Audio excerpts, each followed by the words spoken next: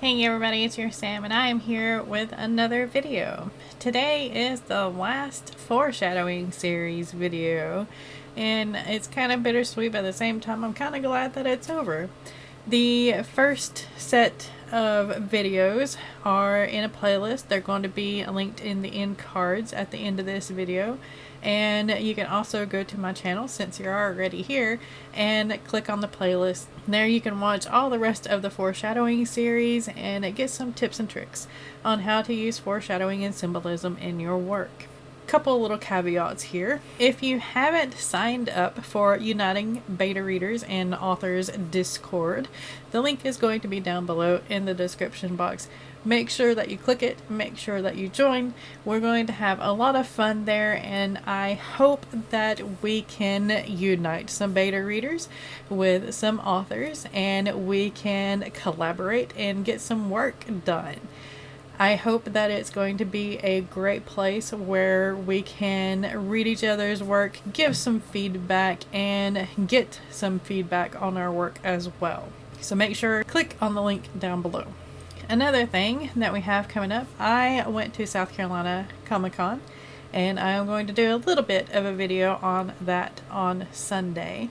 And I found some indie authors there and I kind of want to share their books and some of their links on Sunday's video. So look forward to that. Now, let's go into the last bit of foreshadowing and symbolism that you can use in your work. Just a few tips and tricks.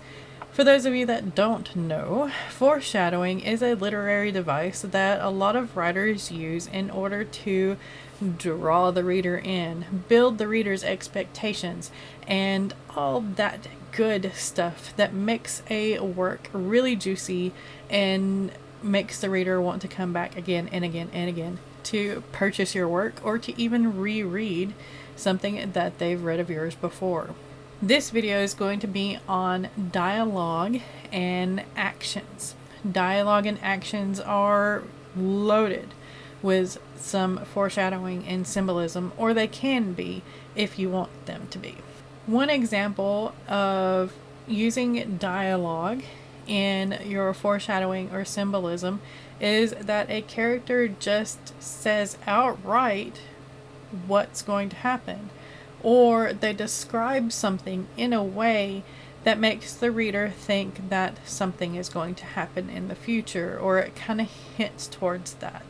One example is in Charlotte's Web. Charlotte warns that the rat is a regular stink bomb. And we all know how that story turned out. The rat was a regular stink bomb. Another way that dialogue can be used in foreshadowing and symbolism are predictions, prophecies. Predictions that characters say can be, oh, look at the sky over there. It's gray, there's clouds rolling in. You know eventually that a storm is going to come, and the character can even say that. Another thing is the whole prophecy thing. Harry Potter is a good example for that because all the prophecies pointed to the chosen one. And that's another way that dialogue can be used as foreshadowing or symbolism, or it guides the reader along your work so that they know what's going to happen. And sometimes those prophecies can be a little bit of a twist too. Not entirely what you expect. With signing a release or something like that, you know, a character can be like, hey, sign here because, you know, this and this could happen, and we're not going to be held responsible because you know what you're getting into. So you can be eaten by a dinosaur, you can be chased by a dinosaur, your car can be destroyed by a dinosaur, you can get electrocuted. We are not responsible for all these things because you've been warned. And then all those things happen.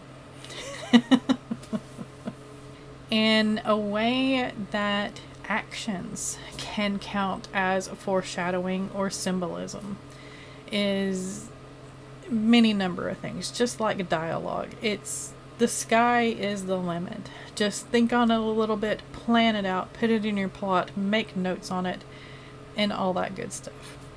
An action that can point towards a foreshadowing element is somebody killing or destroying or ruining something that is seen as good luck. And you know later on that because that happened, something really bad is going to happen later.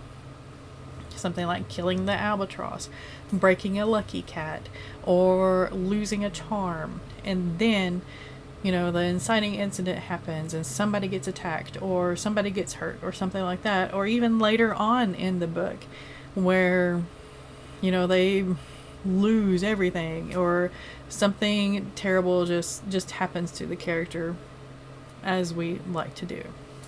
Another thing is whenever a character walks into a room and they are the protagonist, they're your main character, they're supposed to be a good character, and then they do their business and they walk out, but somebody over here kind of spits in a spittoon or spits on the floor or makes kind of like a shifty motion, or they get up and they follow your main character out.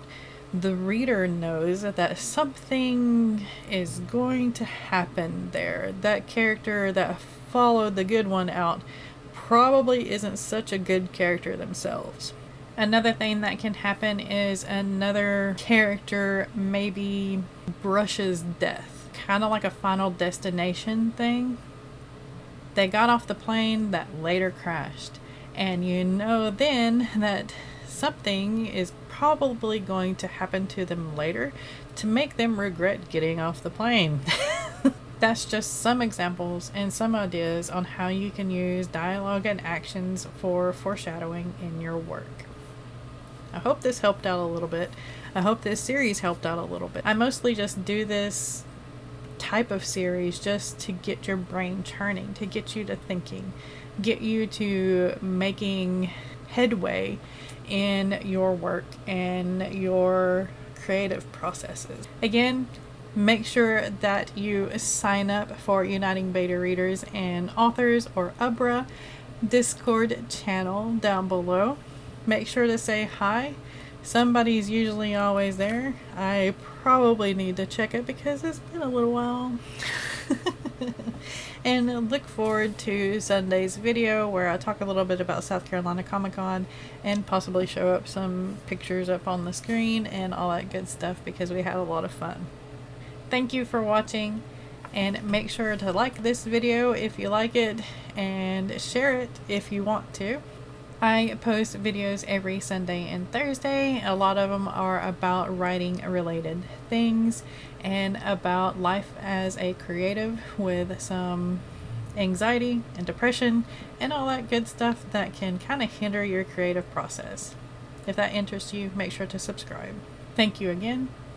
Keep writing, keep being creative, stay safe, and be kind to one another out there. And I will see you next time.